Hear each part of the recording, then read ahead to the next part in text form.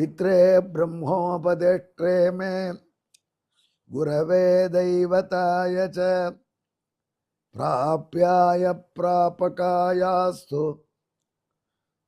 नमः श्रीनिधये नमः। नमो वेंकटेशाय वेंकटत्वरैवार्क नमः।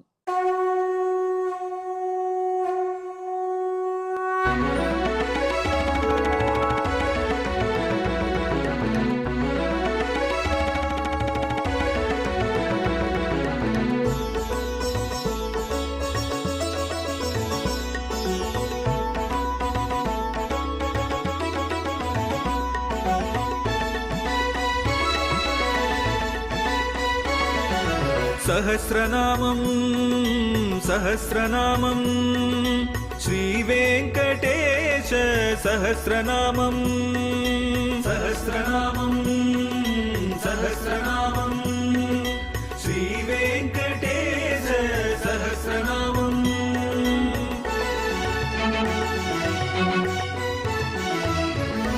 உலகில் கலிவினை தோஷம் அகற்றும் நாமம் சஹஸ்ரநாமம்.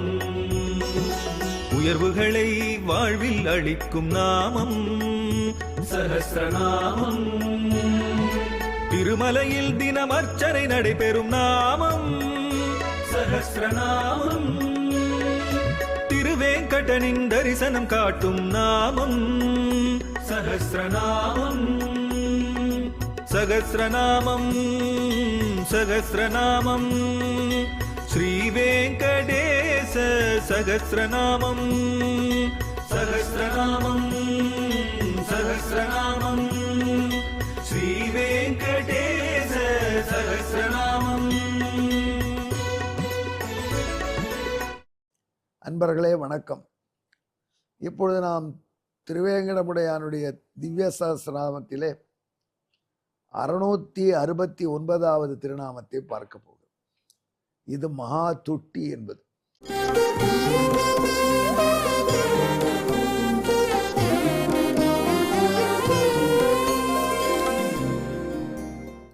ஏன்னா மகா மகா மகா என்று நாரதர் சொல்றார் மகா வெங்கடேசனை பத்தி சொல்ற மகா சஹஸ்ரநாமத்துல ஒவ்வொரு திருநாமும் மகாநாமம். அன்பர்களே, இந்த திருநாமத்தினாலே நாரதர் சொல்ல விளைவதை யோசித்து பார்ப்போம். பெரிய மகிழ்ச்சியை உடையவன், மகிழ்ச்சியை உடையவனோட பெரிய மகிழ்ச்சியை உடையவன் பெரிய ஆள் தான். மகிழ்ச்சிக்கும் பெரிய மகிழ்ச்சிக்கு என்ன டிஃபரன்ஸு எனக்கு தெரியாது. நான் துன்பத்துக்கும் பெரிய துன்பத்துக்கும் டிஃபரன்ஸ் சொல்றேன் ஒருத்தர். அது என்னன்னா, துன்பம் என்பது என்ன? கார்த்தால கடன்காரம் வருது. பெரும் துன்பம் என்ன? கூடவே மாமியாரும் வருது. அவருடைய நிலைமை அப்படி இருக்கு. ஆனால் மகிழ்ச்சி என்பது என்ன? நாம நல்லா சாப்பிட்டு ஆனந்தமா இருக்கு. பெருமகிழ்ச்சி என்பது என்ன? நமக்கு வேண்டியவர்கள் நன்னா இருப்பது. உண்மையிலேயே நம்மிடம் பணிபுரிபவர், நம்முடன் கூட இருப்பவர்கள், அவர்கள் உயர்ந்த நிலைக்கு வந்தால் அதை பார்த்து நாம சந்தோஷப்படணும். அதுதான் பெருந்தன்மை, அதுதான் பெருமகிழ்ச்சியா இருக்கும். இந்தியன் டெட்டனேட்டர்ஸ் லிமிட்டில் நான் வேலை செஞ்சேன். அது ஒரு ஸ்டாப் கேப்பான வேலை. எம்டி வரதராஜன் பெரியவர் இருந்தார், பெரிய பண்புடைய மனிதன். ஹைதராபாத்தில் வேலை செஞ்சேன். அங்கேயே எனக்கு கவர்மெண்ட் ஆஃப் இந்தியா போஸ்டிங் கிடச்சிடும். இப்போ நான் கவர்மெண்ட் ஆஃபீஸர் ஆகிட்டேன். அதனால பெரிய ஆள் கவர்மெண்ட் ஆஃபீஸ் சும்மாவா. நான் வரதராஜன்கிட்ட ஒரு அஃபீஷியலாக உதவி ஒன்று கேட்க வந்தது எங்கள் ஆஃபீஸ்க்காக. அதுக்காக ஒரு லெட்டர் ரெஸ்பெக்டட் வரதராஜன் சார்னு எழுதி டிக்டேட் பண்ணேன். எங்கள் சூப்பரன் வந்தார், நீங்களாம் அப்படி எழுதக்கூடாது, யூஆர் கிளாஸ் 1 கெசட்டட் ஆஃபீஸர். அவர்கிட்ட நீங்கள் வேலை செஞ்சிருக்கலாம், இப்போ உங்கள் பொசிஷன் வேறு. ஸோ நீங்கள் எப்படி 2 இயர் ஸ்ரீ வரதராஜன் தான் எழுதணும். சாப் தான், அந்த சாப் அப்போ அங்கே வேலை செஞ்சு பொழுது அப்படின்ட்டான். நீங்கள் கவர்மெண்ட் ஆஃபீஸர் ஒரு படி மேலே. அப்படியா, சரி போடுன்னு போட்டான். கடிதத்தில் கையெழுத்து போட்டு நான் எடுத்து போய் கொடுத்தேன். முதல் நீங்கள் படித்த டிஆர் ஸ்ரீ வரதராஜன் படுபாவி பையன், நம்மக்கிட்ட வேலை செஞ்சவன், நமக்கு இப்போ ஒரு கடிதாசு கொடுக்குறான், டியர் ஸ்ரீ நம்ம பேரை போடுறானேன்னு நினைக்கல, சிரிச்சார். கருணாகரன் வெரி ஹாப்பி, இந்த மாதிரி என்கிட்ட வேலை செய்யலாம் வரணும்னு நினைக்கிறேன். அதுதான் உயர்ந்த உள்ளங்கள் அப்படித்தான் நினைக்கும். அதே மாதிரி எம்பெருமான் ராமனாக அவதரித்த காலத்தில் அவனுடைய பட்டாபிஷேகம் நடக்கணும். அதை தடுத்துட்டா சித்தி. அதற்கு பதிலாக பரதனுக்கு பட்டாபிஷேகம்னு சொன்னான். அந்த பட்டாபிஷேகத்தை பார்க்க வேண்டும் என்று ராமன் ஆசைப்பட்டான். அந்த பட்டாபிஷேகத்தை நடத்திவிட்டு வனம் போறேனேன்னா கூடாதுன்னு விட்டா சித்தி. உடனே போ, நீ போகலன்னா உங்க அப்பா குளிக்க மாட்டார், பல் துலக்க மாட்டார், சிற்றுண்டி அருந்த மாட்டார், டீ கூட சாப்பிட மாட்டார். அப்போ டீ சாப்பிட்டாங்களான்னு கேட்காதீங்க, ஒன்றும் செய்ய மாட்டாருங்கிறது தெரியறதுக்காக குதர்க்கமாக சொல்லுவாங்க. இதில் டீ சாப்பிட்டாங்களா, இந்த மாதிரி கருணாகராச்சார் சொல்லிட்டார். அப்படி இல்லை. இப்போ காலத்தில் டீ சாப்பிட்றது என்பது அது என்ன சிம்பல் கேட்டால் முதல் உன் டீ சாப்பிடுறது, அது கூட செய்ய மாட்டான் என்று சொன்ன உடனே ராமபிரான் காட்டுக்கு போயிட்டான். பரதன் பட்டாபிஷேகத்தை அவன் பார்க்க முடியல, வாய்ப்பும் கிடையாது, படிக்கவும் மாட்டேன்னு விட்டான். அதன் பிறகு பாதுகைக்கு பட்டாபிஷேகம் நடந்தது. அப்போது பெருமான் அங்கே காட்டில் இருக்கான். அதன் பிறகு சுக்ரீவன் அவனுக்கு பட்டாபிஷேகம், வாலியை கொண்டு சுக்ரீவனுக்கு சிம்மாசனம் கொடுக்குறான். அப்போ ராமன் ரொம்ப சந்தோஷம். டவுனில் பட்டாபிஷேகம் நடக்கிறது. ராமன் டவுனுக்குள்ளே வரமாட்டான். 14 வருஷம் வனவாசம். டவுன் வழியாக பைபாஸ் வழி தான் போகணும், ஊருக்குள்ளே போகக்கூடாது. பைபாஸ் இல்லைன்னா அந்த ஊர் பக்கமே போகக்கூடாது. அப்படி கை வரத்தை ஸ்ட்ரிக்டாக ஃபாலோ பண்ணுறான். நகரவாசங்களையும் நகரங்களையும் ஒதுக்கின்றான். கிழக்கு இந்த சிட்டிக்குள்ளே போகக்கூடாது, விரதத்துக்கு விருத்தமானது.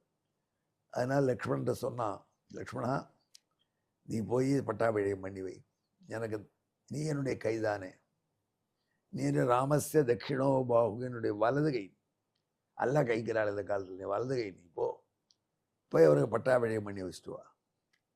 கூடவே இவரே ஐஷமோன்னா யார் வீடியோ, அப்படியே வீடியோ காட்சியாக கூட்டு நான் சந்தோஷப்படுவேன். சுக்ரீவ பட்டாபிஷேகத்தை பாரு, அதை விட எனக்கு பெருமகிழ்ச்சி தரக்கூடிய நிகழ்ச்சி ஒன்றல்ல. அப்படி வந்து வரணின்னா அப்படி சுக்ரீவ பட்டாபிஷேகம் பண்ணிட்டார். வந்து சொன்னார், அதை கேட்டு எம்பெருமான் மகிழ்ந்தான். அதன் பிறகு உஷாராயிட்டான் பெருமான். விபீஷணன் சரணாதி அடைஞ்ச உடனே விபீஷனுக்கு பட்டாபிஷேகம் பண்ணணும். இன்னும் ராவணனை ஜெயிக்கல, ராவணராஜ்யம் ராவணன் தான் இருக்கு. சொத்து வாங்க போகிறோம், ரெஜிஸ்ட்ரேஷன் ஆகலை, அதுக்குள்ள வீட்டில் கை வச்சான்னு சொல்லுவாங்க. இவன் என்ன பண்ணுறான், அந்த லங்கைக்கு பட்டாபிஷேகம் பண்ணி விபீஷணன்னு சொல்கிறான் லக்ஷ்மணன். லக்ஷ்மணன் இப்போ அண்ணா அப்படின்னு கேட்கல, அவருக்கு அண்ணாவினுடைய திறமையிலோட நம்பிக்கை. சரி என்று 70 வெள்ளம் வானரர்கள் பார்த்து கொண்டிருக்க கடற்கரையிலேயே விபீஷனுக்கு அபிஷேகம் பண்ணோம். இந்த சுக்ரீவ பட்டாபிஷேகத்துக்கு அங்கேருந்து வீடியோ கொண்டு வரலாம், கெஞ்ச வேண்டி வந்துடுச்சு. அப்படின்னு கூட இந்த பட்டாபிஷேகத்தை கண்ணால் பார்க்கணும். அங்கே போய் ஊரில் லங்கையில் பண்ணுவேனால பார்க்க முடியாது, இப்போயே பண்ணிடும் என்று பீச்சில் கடற்கரையில் பட்டாபிஷேகம். யாருக்கு? நம்ம விபீஷண ஆழ்வாருக்கு. அதை பார்த்த உடனே சந்தோஷம் பகவானுக்கு. கூடவே கவலை பிடிச்சிடுது, இது நடக்கணுமே, நடந்து பார்க்கணும். அதற்காக பகவான் உள்ள ஒரு டென்ஷனோடு இருந்தான், மன அழுத்தத்தோட. ராவணனை சம்மரித்து விபீஷனுக்கு பட்டாபிஷேகம் செய்தவாறே விஜ்வர பிரமோதகா, ராவணன் விபீஷனுக்கு பட்டாபிஷேகம் மட்டும் ராமபிரான் டென்ஷன் நீங்கினமாக பெரும் சந்தோஷம் அடைந்தான். என்ன தெரிகிறது, பக்தர்களுக்கு மதிப்பு கொடுத்தா பகவான் பெருமகிழ்ச்சி இருக்கான். மகா துஷ்டி, துஷ்டி என்றால் மகிழ்ச்சி, மகா துஷ்டி என்றால் பெருமகிழ்ச்சி, பெருமகிழ்ச்சி உடையவன் மகா துஷ்டி. இது ராமாவதாரத்தில் மட்டும் இல்லை, கிருஷ்ணாவதாரம். எப்போ பாரு இந்த சங்கையே தூக்கிட்டு இருக்கே கிருஷ்ணா, போர் அடிக்கல, சங்கு சக்கரத்தை தூக்கிட்டே இருந்த, எதுக்கு எப்போ பாரு சோம்பாகல யாராது. அங்கேருந்து வெள்ளைக்காரன் கற்றுக் கொடுக்கணும், டையை கட்டின்னு போனா, மெட்ராஸ் வெதரில் டை கட்டினா தாங்குமா. வெள்ளைக்காரன் வரல, அந்த குளிர் ஊரில் டை ஓகே. டெல்லியில் நவம்பர் மாதம் டை எதமாக இருக்கும். அதே டெல்லியில் டை கோட்டெல்லாம் போட்டோம்னா ஜூன் ஏப்ரல்லாம் தாங்காது. அவங்க ஊரில் உள்ள தட்ப வெப்பநிலைக்கு ஏற்படி ஆடைகளும் அமையும். ஆனால் இந்த எம்பெருமான் எப்பொழுதுமே சங்க சக்கரத்தை ஏந்தின்னு இருக்கான். சாப்பிடச்சே கூட சங்க சக்கரம் வச்சுட்டு இருக்கான்.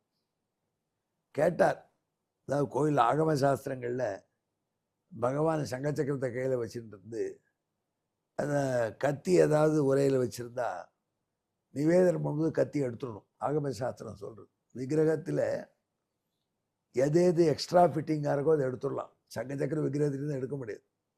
பெரிய ஆயுதங்களோடு அவன் சாப்பிடக்கூடாது. சாப்பிடணுமே, சாப்பிட வேண்டாமா? எங்கே சார் சாப்பிட்றாங்க? சாப்பிடும் பொழுதும் செல்லு தான் வச்சு சாப்பிட்றாங்க. சில பேர் செல்லுக்கே குழம்பு சாதம் சாம்பார் சாதம்லாம் போடுறாங்க. அப்புறம் அழைச்சிக்கிறாங்க சார் அப்படின்னு. அது காலம். ஆனால் எம்பெருமான் சங்கச்சக்கரத்தோடய தீரத்தை பார்த்து தர்மபுத்திரர் கேட்டார், கிருஷ்ணா, இந்த சங்கத்தையும் சக்கரத்தையும் வச்சுட்டு ஜாலியாக கொஞ்சம் நாள் ஃப்ரீயாக இருக்க மாட்டியா? இல்லை சுவாமி, இந்த சங்கம் எனக்கு அவசியம் தேவை. ஏன்னா அது உங்களுக்கு இப்போ தெரியாது, அப்புறம் சொல்கிறேன். அது மர்மமாக இந்த சஸ்பென்ஸ். இந்திரபிரஸ்தத்தில் பட்டாபிஷேகம் பண்ணுறான். தர்மராஜருக்கு பாதி ராஜ்யம் கொடுத்து பட்டாபிஷேகம் பண்ணி வைக்கிறார். பீஷ்மர் வந்திருக்கார், துரோணர் வந்திருக்கார், வேதவியாச பகவான் வந்திருக்கார், சங்கரஷ்ணமூர்த்தி பலராமன் தாவு அண்ணா வந்திருக்கார். அந்த சமயத்தில் பட்டாபிஷேகம் எல்லாரும் பண்ணிட்டா. பண்ண உடனே வியாசரை பார்த்தான் கிருஷ்ணன். அவர் க்ளோஸ் நண்பர், ரிலேட்டிவ் பண்ணணும் சாஸ்திரம். அந்த கிருஷ்ணன் நீ பட்டாபிஷேகம் பண்ணிருந்தார். கிருஷ்ணன் அந்த பாஞ்சஜன்யத்தை எடுத்தான். அதில் ஜலத்தை நிறுத்து பட்டாபிஷேகம் பண்ணிட்டே சொன்னான், தர்மராஜா, எப்போ பாரு சங்கத்தை சுமந்துருக்கேன்னு கேட்குறே, புரிஞ்சுதா? இதுக்காகத்தான் வச்சுருக்கேன்.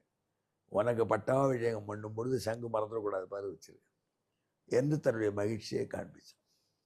அது லாங் லைவ்டாக இல்லை. ராஜசூயாக வந்தது, சூதாட்டாடி எல்லாம் போயிடுது, எல்லாத்தையும் இழந்துட்டார் தர்மராஜ். ஆனால் மீண்டும் தர்மர் 2ஆம் தடவை பட்டாபிஷேகம் பண்ணிட்டார். திருதராஷ்டிரன் போய் கௌரவ நாட்டுக்கே பண்ணிட்டார். அந்த பட்டாபிஷேகம் கிருஷ்ணபிரான் பண்ணினான் சங்கத்தை. இதுக்கு தான் சங்கம் எப்பொழுதும் வச்சுட்டார். அப்படி தன் அடியவர்களுக்கு நலத்தையும் செல்வத்தையும் கொடுத்து அவர்கள் அரியணை மீது அமர்ந்திருப்பதை பார்த்து சந்தோஷப்படக்கூடிய மகா சந்தோஷத்தை உடையவன் திருவேங்கடமுடையான் மகா துஷ்டி. நாமும் அப்படித்தான் இருக்கணும். நம்மை சார்ந்தவர்களுக்கு நல்லது வரைச்சே சந்தோஷப்படும். அது வந்துவிடுதுன்னா அப்புறம் நாம் அவனாயிடும். முடியுமா? அவர் வந்த பைசா பாரியா, எப்படியோ ஃப்ராடு பண்ணி ஆயிட்டான் அப்படின்னு நினச்சிக்கோ. அப்படி இல்லாமல் அவர்களுடைய மேன்மையை பார்த்து மகிழ வேண்டும். அந்த பெருந்தன்மை நமக்கு மகா துஷ்டியான திருவேங்கடமுடையான் அருள வேண்டும். இதற்கு பின்னணியான ஸ்லோகம்.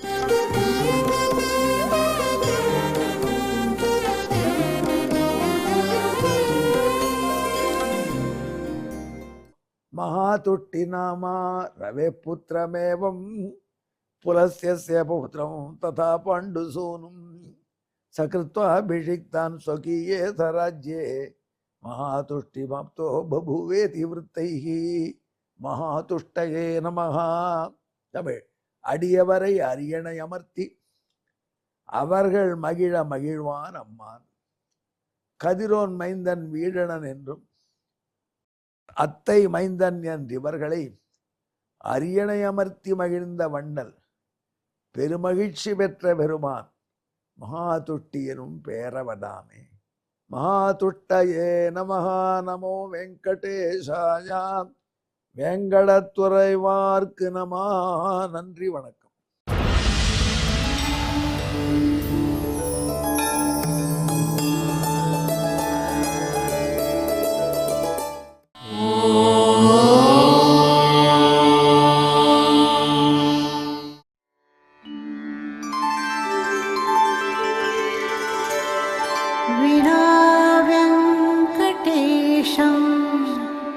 ननाथो ननाथः सदा वेङ्कटेशं स्मरामि स्मरामि.